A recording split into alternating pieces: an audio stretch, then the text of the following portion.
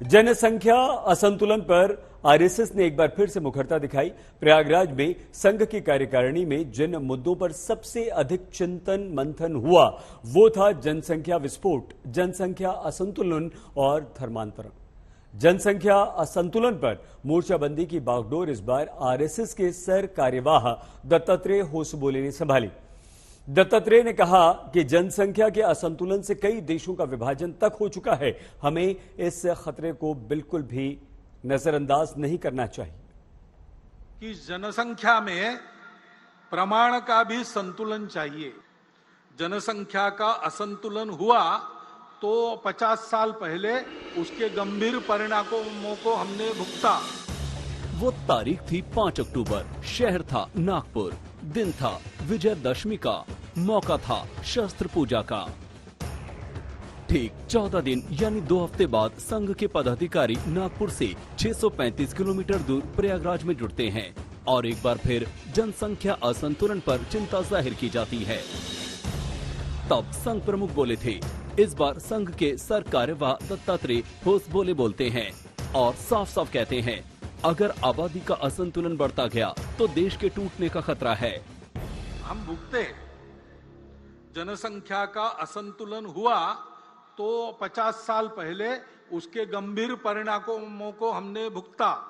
जनसंख्या में पंथ संप्रदाय के प्रमाण में अंतर आने से नए देश बन गए, देश टूट गए। दोनों का संतुलन करते हुए देश में जनसंख्या असंतुलन भी है और कई जगह पर इस असंतुलन के कारण देश के बाहर अन्य देशों में उस देश के विभाजित करने की नौबत भी आई। पिछले 50-100 वर्षों में ऐसी स्थिति भी आई है। भारत का विभाजन भी हुआ, सूडान का हुआ, कोसोवा का जन्म हुआ, ईस्ट तिमोर का जन्म हुआ, इंडोनेशिया को एक हिस्से को अलग करके। तो इस दृष्टि से भी एक सतर्कता, सजगता समाज के अंदर रहना चाहिए। पहले भागवत बोले, अब दत्तात्रेय बोल रहे हैं और उन्होंने जो कुछ भी बोला है वो प्रयागराज में संघ कार्यकारिणी की 3 दिनों के मंथन चिंतन का निचोड़ है। संघ ने न सिर्फ चिंता जताई बल्कि आबादी असंतुलन की वजह भी बताई।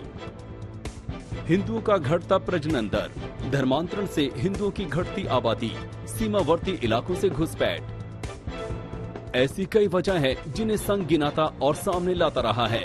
इस बार भी आबादी असंतुलन के खतरे संघ ने उसी अंदाज में गिनाए हैं। हमारे देश में कन्वर्शन होने से, मतांतरण होने से कई जगह पर संख्या हिंदुओं की कम होती है, उसके परिणाम भी भुगतना पड़ता है। तो पहले भी हुआ है और जगह जगह पर उसकी समस्या भी आई है। इसलिए ये जो किसी न किसी प्रकार से मतांतरण करने की कई साजिश है, यह भी एक जनसंख्या को, दूसरा घुसपैठी बांग्लादेश से, बांग्लादेश से, उत्तर बिहार के राज्यों में आप पूर्णिया, कटिहार वगैरह देखेंगे या नॉर्थ ईस्ट में देखेंगे, यही इसी के लिए आंदोलन भी हुआ था वहाँ। अब थोड़ा सा उसको रोकने का प्रयास वहाँ तो हुआ, लेकिन अन्य राज्यों में भी वो धीरे धीरे बढ़ने के सभी प्रकार के अनुभव आए हैं। तो इन कारणों से वहाँ के सामाजिक आर्थिक दृष्टि से तनाव पैदा होते हैं। तो ये तीनों कारण हैं जनसंख्या के असंतुलन के, जब हम कहते हैं। संघ जब आबादी में असंतुलन की बात करता है तो इशारा सीधे सीधे मुस्लिम आबादी की तरफ होता है, लेकिन मुस्लिम असंतुलन के लिए खुद को जिम्मेदार मानने से इनकार करते रहे हैं। इसलिए अब तक ये मुद्दा एक ही जगह ठहरा दिखता रहा है। अशोक सिंघल, दिल्ली, आज तक। जनसंख्या में असंतुलन के लिए अक्सर मुसलमानों की तरफ उंगलियां उठती रही हैं। सवाल प्रजनन दर को लेकर भी उठता रहा। आखिर आंकड़ों की सच्चाई क्या है, हम आपको हमारी इस रिपोर्ट में दिखाते हैं, जिससे आप समझ पाएंगे कि जनसंख्या असंतुलन को लेकर राजनीति अधिक हो रही है। हम भुगते। जनसंख्या का असंतुलन हुआ तो 50 साल पहले उसके गंभीर परिणामों को हमने भुगता। जनसंख्या में पंथ संप्रदाय के प्रमाण में अंतर आने से नए देश बन गए, देश टूट गए। यह असंतुलन जन्मदर एक भाग है उसका, लेकिन जोर जबरदस्ती या छल कपट से, लालच से मतांतरण, ये सबसे बड़ा फैक्टर है। एक संख्या के दृष्टि से जैसे एक परिवार में कितने रहने चाहिए, 2.1 से अधिक रहने चाहिए एक परिवार में संख्या, अब वो 1.9 से कम हो गया है। ये पिछले 10-20 वर्षों में ऐसे हुआ है। हम बहुत गर्व से कहते हैं भारत युवकों का देश है, युवाओं का देश है। क्या आने वाले 10-20-50 वर्षों के बाद देश बूढ़े लोगों का देश हो गया था? संघ प्रमुख ने पिछले साल दशहरा पर जो कुछ कहा उसे इस साल दत्तात्रेय होस बोले दोहरा रहे हैं। संघ की माने तो हिंदुओं की आबादी घट रही है, प्रजनन दर घट रही है और ये एक बड़े खतरे की घंटी है। जनसंख्या नीति तो होनी चाहिए। अपने यहां विचार हुआ है,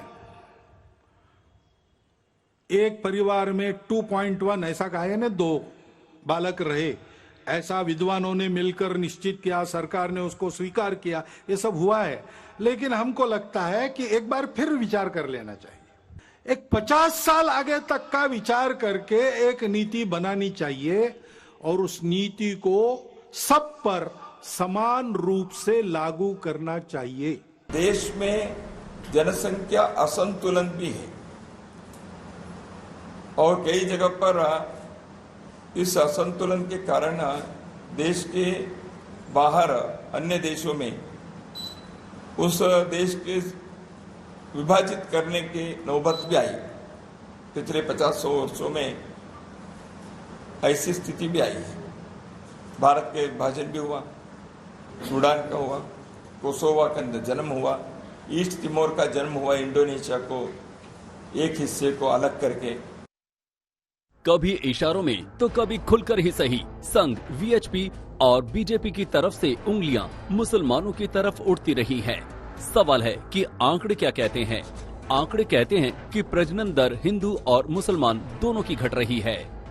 1998-99 में दूसरे राष्ट्रीय परिवार स्वास्थ्य सर्वेक्षण के समय हिंदुओं में 2.8 और मुसलमानों में 3.6 बच्चा प्रति महिला जन्म दर थी।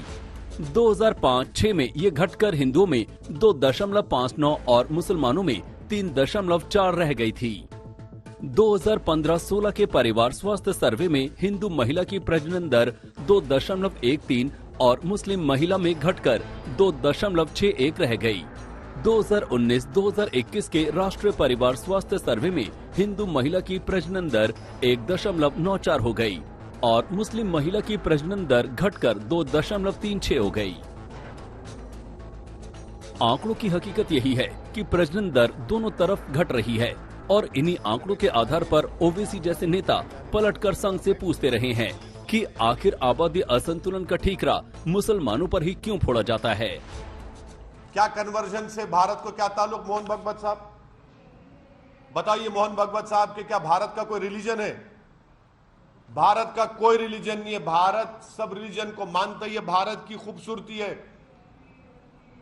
भारत का कोई रिलीजन है क्या? आप चाहते हैं कि भारत का एक रिलीजन हो जाए, आरएसएस चाहती कि भारत का एक रिलीजन हो, एक कल्चर हो, एक जबान हो। ये नहीं हो सकता। इसलिए नहीं हो सकता क्योंकि भारत एक मल्टी कल्चरल मुल्क रहा है और रहेगा। अब बड़ा सवाल यह है कि क्या केंद्र सरकार संघ जैसे संगठनों की चिंता को देखते हुए क्या जनसंख्या नियंत्रण पर कोई नीति लाने का इरादा रखती है? यूएन की रिपोर्ट के मुताबिक 2023 तक भारत की आबादी चीन से भी आगे चली जाएगी, लेकिन चीन को एक बच्चे की नीति खत्म करनी पड़ गई क्योंकि चीन में औसत बुजुर्ग बढ़ने लगे। जनसंख्या नीति पर अब तक केंद्र सरकार नाना करती रही है। अब आगे देखिए होता है क्या। अशोक सिंघल, प्रयागराज, आज तक। जनसंख्या असंतुलन पर आरएसएस के नए बयान पर एक बार फिर से राजनीतिक घमासान शुरू हो गया। कांग्रेस ने कहा कि जनता के मुद्दों से ध्यान भटकाने के लिए जनसंख्या का प्रश्न अब उछाला जा रहा है। सभी भौतिक वर्ग के लोग ये अच्छी तरह जानते हैं और अपने विभिन्न उद्बोधनों में कहते भी हैं। जैसा कि हमारे संघ के हमारे बड़े अधिकारियों ने कहा है कि जनसंख्या वास्तव में हमारे लिए एक भयावह स्थिति क्रिएट कर रही है। हम सब लोगों को उस पर चिंता करके कैसे इसको नियंत्रित कर सकते हैं। जो प्राकृतिक संसाधन है, जो उपलब्ध संसाधन है, मानव सृजित संसाधन है, उनको किस प्रकार हम अपने परिवार के लोगों में वितरित कर पाएं, जिससे उनको उच्च कोटि की क्वालिटी लाइफ मिल सके, उनको अच्छी शिक्षा हम दे पाएं, उनको अच्छी स्वास्थ्य व्यवस्था दे पाएं, अच्छे परिवहन के साधन दे पाएं। और बगैर जनसंख्या नियंत्रण के सब कुछ कर पाना संभव नहीं है। चुनाव के पहले कुछ ऐसे मुद्दे बनाए जाएंगे जिसमें मजहबी आधार पर, धर्म के आधार पर बंटवारा हो सके। ये एक नफरत फैलाने का, द्वेष फैलाने का एक और प्रयास है। भारत की जनसंख्या रुकनी चाहिए, उस हर जाति समुदाय की रुकनी चाहिए। और स्वेच्छा से, चूंकि भारत सरकार का कानून है, उन्हीं की सरकार है, उन्हीं की इशारे पे चलती है, तो ये जाके प्रयागराज में कहने की आवश्यकता क्या है? जो कुछ कहना है वो संदेश भेजें अपनी पार्टी के अंदर। लेकिन एक चाहते हैं कि गुजरात का चुनाव, हिमाचल जो दोनों हार रहे हैं, वहां कोई न कोई ऐसा मुद्दा उठा दिया जाए।